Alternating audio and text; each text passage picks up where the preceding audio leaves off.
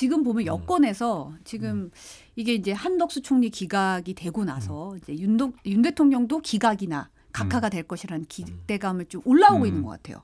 권성동 원내대표 같은 경우도 오늘 윤 대통령 탄핵 심판 기각될 가능성이 있다. 기자들과 만난 자리에서 이렇게 얘기했고, 권영석 비대위원장도 이런 식으로 재판이 계속 이루어지고 평의를 계속한다면 탄핵소추 결과도 긍정적으로 해석할 수 있지 않을까. 조심스럽게 기대한다라고 예측을 했습니다. 나경원 의원도 비슷한 얘기를 하면서 직무복귀를 조심스럽게 예측한다라고 말했는데 당 분위기가 어때요? 아니, 저희는 이게 이제 그렇습니다. 어떤 사람이 잘못을 했을 때 잘못을 했지만 그걸 처벌하고 그다음에 그 사람이 직을 해임하는 데 파면시키는 데 있어서 그 사람이 누구냐?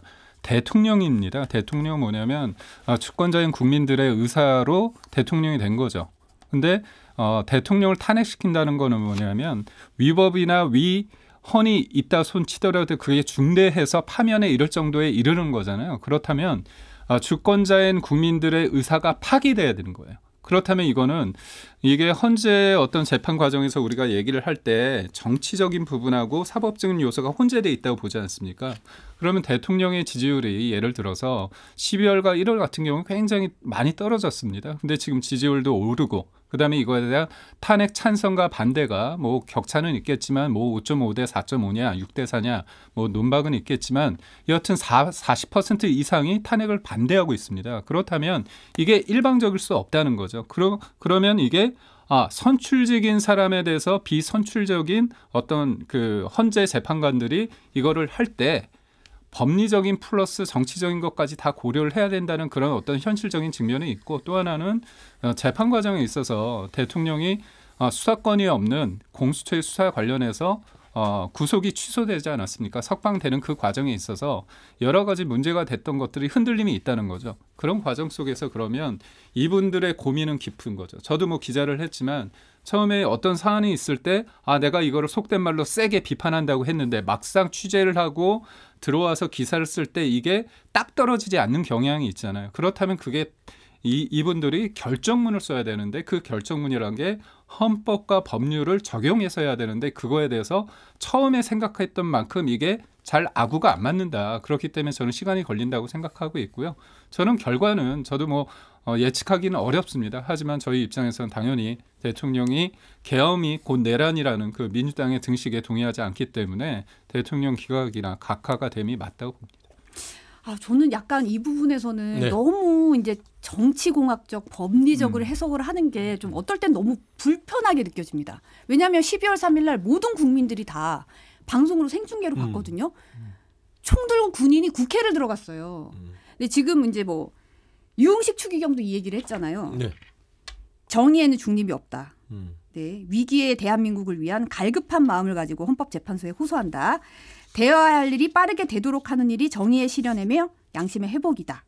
우리 헌법이 말하는 정의의 판결을 해달라. 이렇게 촉구하는 영상 담화문을 내기도 했는데 저는 정의 앞에 중립은 없다는 이 말이 굉장히 울림이 있게 다가왔는데 지금 이 상황에서 너무 많은 저희가 이런 뭐랄까 이 수를 다투는 게 아주 거대한 뭔가의 진실 앞에서 너무 뭘 막 수를 다투는 게 참 답답한다는 생각이 좀 들고 국민들도 그렇게 생각하시는 것 같아요. 네, 그러니까 저는 답답한 게 이제 국민의힘의 입장이에요. 그러니까 말씀한 대로 정의는 중립이 없다. 그 정의가 뭘까요? 대한민국의 정의는 민주주의죠. 민주주의는 뭘까요? 국민입니다. 국민이 주인인 나라를 헌법은 규정해놨어요. 그러면 국민들이 봤을 때 국민이 허락하지 않는 권한을 쓰는 대통령, 국회에 군대를 보내고 선관위에 군대를 보내고 정적들을 군대를 통해서 억압하고 체포하고 겁을 주려고 했던 대통령, 그게 과연 정의일까요? 그러니까 저는 국민의힘이 이 민주주의를 지키는 데 있어서는 보수와 진보가 따로 없어야 된다고 봅니다. 근데 지금 보수와 진보로 갈라치기를 하고 국민들의 언론을 갈라서 윤석열 대통령 본인은 본인의 어떤 죄를 벗어나기 위해서 이 아스팔트의 강성 지지층을 이용해 먹고 있고 국민의힘에 있던 보수 정당의 정통성까지 다 부정하게 만드는 그런 일을 지금 저지르고 있는 거예요. 국민의힘 정신을 못 차리고 거기에 빠져들어서 그냥 그거의 길로 그냥 가는 겁니다. 저는 이렇게 봤을 때는 결국에 국민들이 정말 비생산적인 일을 101일째 하고 있지 않습니까? 헌재의 선고일이 늦은 것도 있으나 민주주의를 지킨다는 입장에서 과연 국민의힘이 제대로 된 입장을 말하는지. 아니 대통령이 각하되고 기각돼야 된다라고 주장하는 사람들은 대통령이 돌아와서 이 민주주의를 무시하고 헌법을 파괴하고 마음대로 자기의 권력을 국민의 의사와 뜻하지 않게 휘둘러도 된다는 말입니까? 그러면 민주주의 사회에 살면 안 되죠. 근데 그런 일을 아무렇지도 않게 지금 주장하고 정치적으로 해석하고 있다는 점에서 유기용 추기경께서 저는 그런 말씀을 하신 것 같아요. 네. 한겨레 보도가 단독 보도가 있었는데요. 이제 국회 계엄 해제 요구 결의안 통과 직후에 윤석열 대통령이 2차 계엄 언급했다는 복수의 군 관계자들 진술을 추가로 이제 공수처가 확보한 것으로 드러났다는 보도였습니다. 윤석열 대통령 측이 계속 얘기했던 게 뭐 국회의원들 끌어내라 이런 얘기 한 적 없고 2차 계엄 시도 없었다 이런 주장 계속 했었는데 완전 배치되는 진술이 지금 나오고 있거든요. 이 부분은 어떻게 보시나요?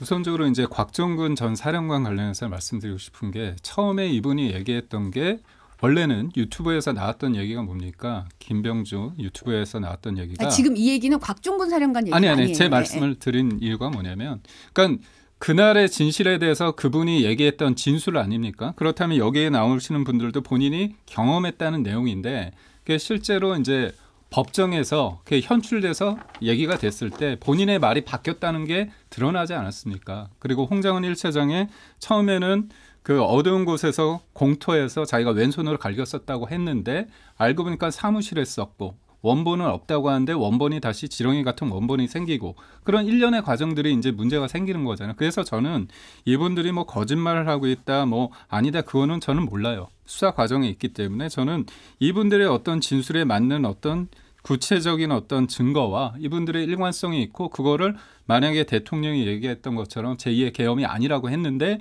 이분의 말이 설득력이 있어서 맞다면 대통령이 거짓말을 한 거잖아요. 그거는 지금 진실을 찾아가는 과정이 있기 때문에 제가 이 부분에 대해서는 제가 뭐라고 말씀드리기가 조금 제한적일 수밖에 없고 더군다나 전 그렇습니다. 우리 소장님께서 말씀하신 것처럼 우리가 지금 국민의힘에서 대통령의 어떤 기각과 각하를 얘기하는 것이 되게 비민주적이고 그렇다고 생각하는 건 어떻게 보면 계엄이 곧 내란이라고 생각하는 민주당의 틀에서 봤을 때는 그런 거고요. 저희는 그렇지 않기 때문에 달리 판단하는 겁니다. 그렇기 때문에 그거에 대해서 본인들은 민주주의를 생각하고 아닌 사람들은 극우라고 한다면 저는 사실상 뭐 지금 거리에 나오고 광장에서 외치고 그다음에 지지율이 그런 상황 속에서 그 많은 사실상 반 가까운 국민들에 대해서 그렇게 생각하시는지 되묻고 싶고 저는 뭐 모르겠습니다. 근데 저는 사실 법이란 게 문명국가는 뭐냐면요. 원님 재판이 아니기 때문에 대통령이